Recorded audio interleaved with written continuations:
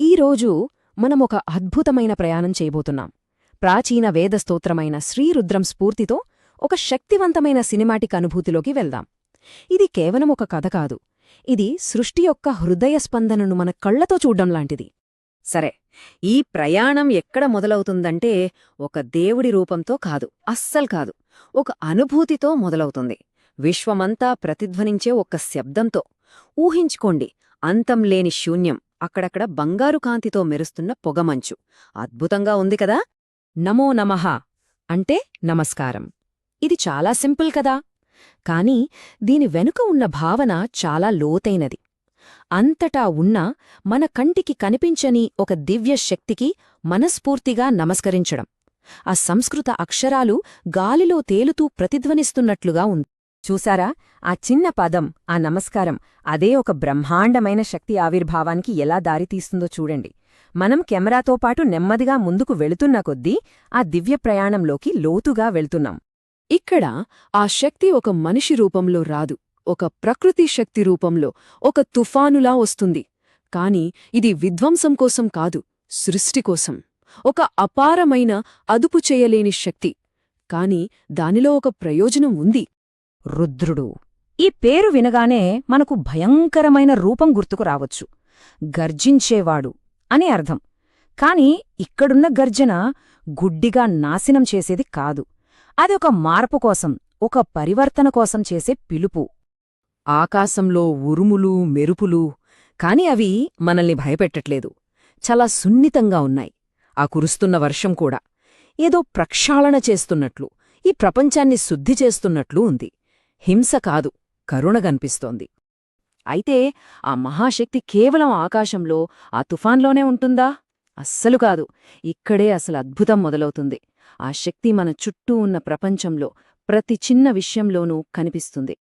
ఆ రుద్రుడే హరికేశేభ్యో అంటే దట్టమైన పచ్చని అడవుల్లో జీవశక్తిగా ఉన్నాడు.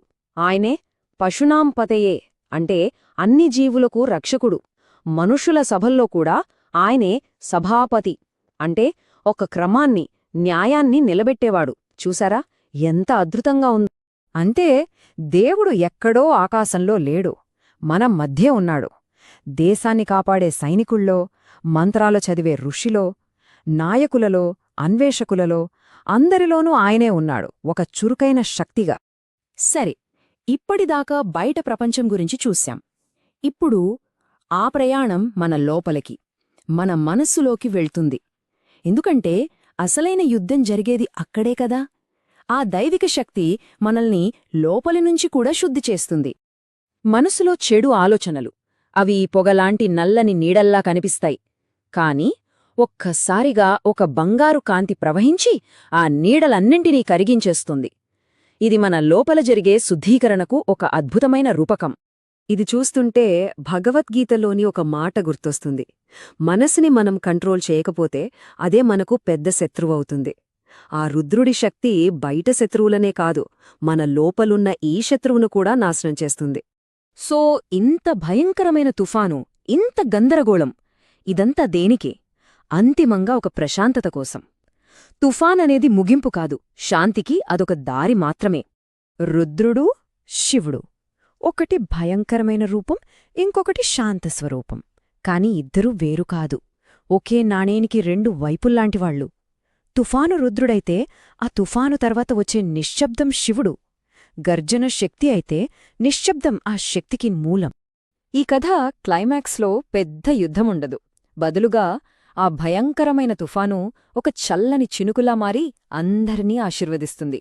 కుటుంబాలను, పిల్లల్ని, పశువుల్ని, అందర్నీ. ఒక దివ్యమైన కాంతి హస్తం అందర్నీ కాపాడుతున్నట్లుగా. ఎంత కరుణ! ఇక చివరి దృశ్యం, ఆ తుఫాను పూర్తిగా నిశ్శబ్దంగా మారిపోతుంది.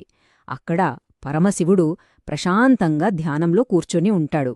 ఆయన తలపై నెలవంక మెరుస్తూ జటాజూటం నుండి గంగ మెల్లగా ప్రవహిస్తూ ఉంటుంది. చూశారా, ఆ గర్జన, ఆ శక్తి ఇప్పుడు పరిపూర్ణమైన శాంతిగా మారింది. సో ఈ మొత్తం ప్రయాణం మనకు ఏం చెబుతోంది? తుఫాన్లో, నిశ్శబ్దంలో, అడవిలో, మనలో, అన్నింటిలో ఆ దైవమే ఉంటే మనం ఈ ప్రపంచాన్ని చూసే విధానం మారదా? ఈ ఆలోచనతోనే మనం ఈ ప్రయాణాన్ని ముగిద్దాం. ఓం నమః శివాయ అనే మంత్రం విశ్వ నిశ్శబ్దంలో కలిసిపోతుండగా ఈ ప్రశ్న మనలోనే